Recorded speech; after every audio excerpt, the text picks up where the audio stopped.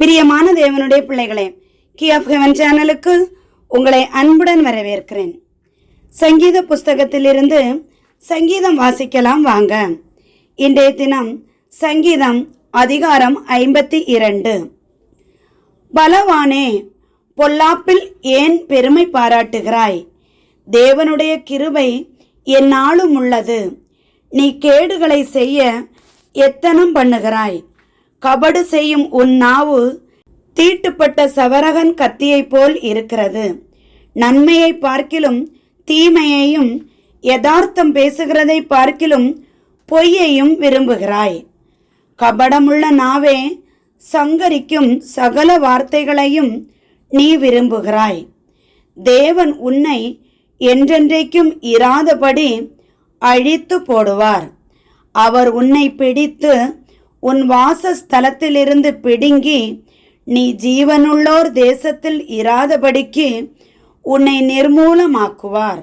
நீதிமான்கள் அதை கண்டு பயந்து அவனை பார்த்து நகைத்து, இதோ, தேவனை தன் பெலனாக எண்ணாமல் தன் செல்வ பெருக்கத்தை நம்பி தன் தீவினையில் பலத்து கொண்ட மனுஷன் இவன்தான் என்பார்கள்.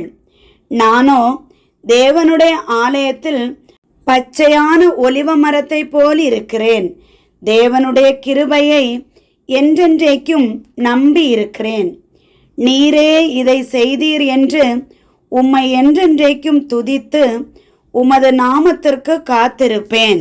உம்முடைய பரிசுத்தவான்களுக்கு முன்பாக அது நலமாயிருக்கிறது. ஆமேன். பிரியமான தேவனுடைய பிள்ளைகளே, இன்றைய தினம் வாசிக்க கேட்ட சங்கீதம் 52 பண செருக்குடன் வாழக்கூடாது என ஆண்டவருடைய வார்த்தை நமக்கு சொல்லுகிறது. இவ்வாறு இறை வார்த்தைக்கு கட்டுப்பட்டு நாம் பணத்திமிரிலோ செருக்கிலோ வாழாமல் ஆண்டவருக்கு கீழ்ப்படிந்த பிள்ளைகளாக வாழ இறைவனிடம் மன்றாடுவோம். ஆண்டவர் நம் அனைவரையும் காத்து ரட்சித்து வழிநடத்துவாராக. ஆமேன். என்றும் அன்புடன் லைலா ஜேசுபாலன்.